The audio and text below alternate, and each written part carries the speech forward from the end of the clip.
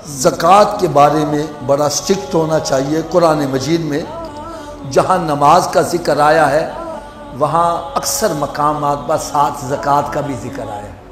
तो बाज़ उलमा इकराम ने फरमाया उस बंदे की नमाज कबूल नहीं जो माल में से ज़कात नहीं अदा करता। तो ज़कात अदा करने के लिए मैं बड़ा एक आसान सा नुस्खा बतलाया करता हूँ। हो सके तो वो आप हज़रात इसको नोट कर लें या अपने दिल में नोट कर लें। सबसे पहली बात, साल में एक महीना मुकर्रर कर लें, कोई सा भी महीना, क्योंकि साल गुजरने पर ज़कात फ़र्ज होती है। लेकिन आप ये देखें पूरा साल आपके पास कुछ पैसे आज आए हैं, कुछ अगले दिन आए हैं, कुछ अगले दिन आए हैं, कुछ चले गए, कुछ आए, ये सारा साल सिलसिला चलता रहता है। तो आप अगर हर माल के ऊपर साल गुजरने का हिसाब लगाने लगे तो फिर आप हिसाब किताब में ही पड़े रहोगे। तो उलमाए कराम ने इसका बड़ा आसान सा हल बतलाया है। वो फरमाते हैं साल में एक महीना मुकर्रर कर लो। जैसे अमूमन बंदे रमज़ान शरीफ का महीना मुकर्रर कर लेते, तो रमज़ान शरीफ का महीना आया है, अब बैठ के देखो इस वक्त मेरे पास चाहे 1 घंटा पहले कुछ आया है वो भी शामिल कर लो। इस वक्त मेरे पास सोना कितना है उसकी मौजूदा वैल्यू वो लिख लो, चांदी कितनी है उसकी वैल्यू लिख लो, क्योंकि जिन चीजों पर ज़कात है मैं उसी का जिक्र कर रहा हूं। सोना, चांदी और नकदी। नकदी कितनी है, बैंक बैलेंस कितना है, घर में कितना रखा हुआ है, लोगों से कर्जा कितना लेना है वो भी शामिल करो, वो भी आपका ही है। अगर आपने 10 लाख की कमेटी डाली है, 5 लाख जा चुका है, कमेटी नहीं मिली, वो 5 लाख भी आपका जमा है, वो भी शामिल करो। सोना, चांदी, नकदी, और नकदी में जो आपने कर्जा लेना है लोगों से वो भी शामिल करो।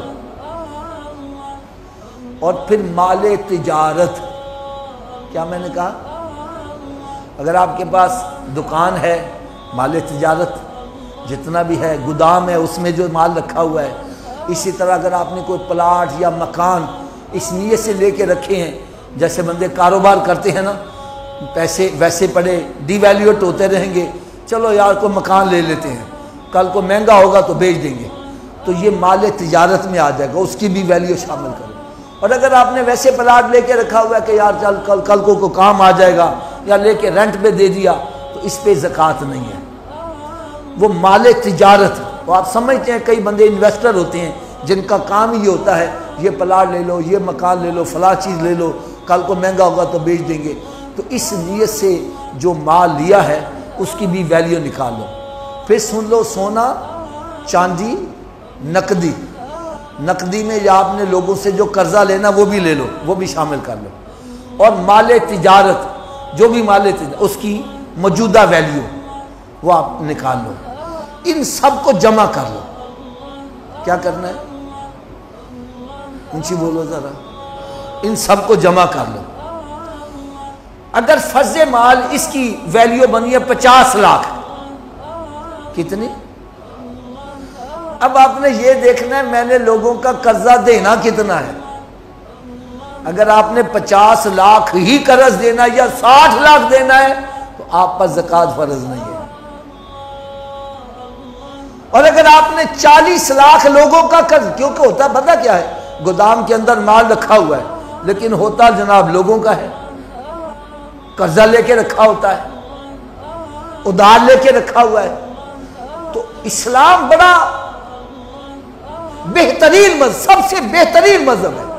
वो कहता है कि जो तुमने लोगों का कर्जा देना है वो माइनस करो।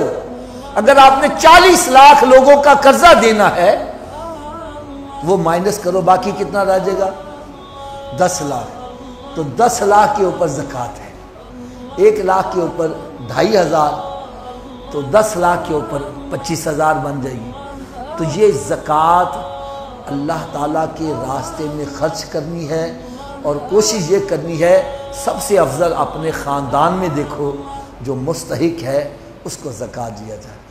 और ख़ानदान में किन को नहीं देनी, जो तुम्हारी जायदाद के वारिस हैं उनको नहीं देनी।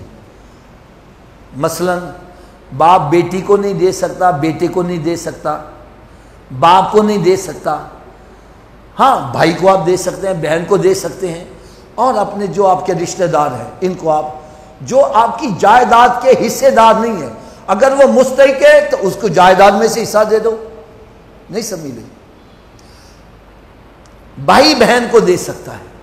तो ज़कात जो है इसको कोशिश करो, जो अगर एक बंदे की 20,000 रुपया ज़कात बनती है, अगर वो 19,000 भी देता है तो ज़कात कबूल नहीं है। एक बंदे के ज़िम्मे 10,000 रुपया ज़कात का बनता है, वो 10 लाख रुपया खैरात कर दे, खैरात कबूल नहीं है। मेरी बात का बुरा ना मनाना। आज आपने देखा होगा बड़े बड़े जनाब वो कैमरे मैन भगा के चेक दे देते हैं, हमारा तस्वीर आ जाए, है वो चेक दे देते हैं, ज़कात नहीं अदा करते। तो ज़कात जिस पर फ़र्ज़ है उसको अपने माल में से ज़कात पूरी अदा करनी चाहिए। अगर आपकी 10,000 ज़कात बनती है, कोशिश करो ज़्यादा दे दो, जो ज़्यादा दोगे वो खैरात में आती चली जाएगी, कम नहीं होनी चाहिए। इसी तरह सदका फ़ितर, ज़कात के लिए तो मैंने चंद मखसूस चीज़ें बतलाई, सोना चांदी नकदी माल तिजारत, इसी पर सिर्फ ज़कात है। आपके पास 2 करोड़ रुपए का हीरा पड़ा हुआ, उस पर ज़कात नहीं है। जो ज़कात के चीज़ें आ गई हैं उसी के ऊपर ज़कात है। लेकिन सदका फ़ितर इसका निसाब और है। आपके पास सोना चांदी नकदी दीगर चीज़ें माल तिजारत नहीं है, लेकिन इसके अलावा आपके पास घर में ज़रूरियात ज़िंदगी से ज़ायद सामान इतना पड़ा है कि उसकी मालियत यूँ समझे 60,000 बन जाती है। तो आप भी साहिब हैसियत हो, आप पर सदका फ़ितर भी वाजिब आएगा और कुर्बानी भी वाजिब आएगी। अब ज़रूरियात ज़िंदगी से ज़ायद क्या चीज़ें हैं?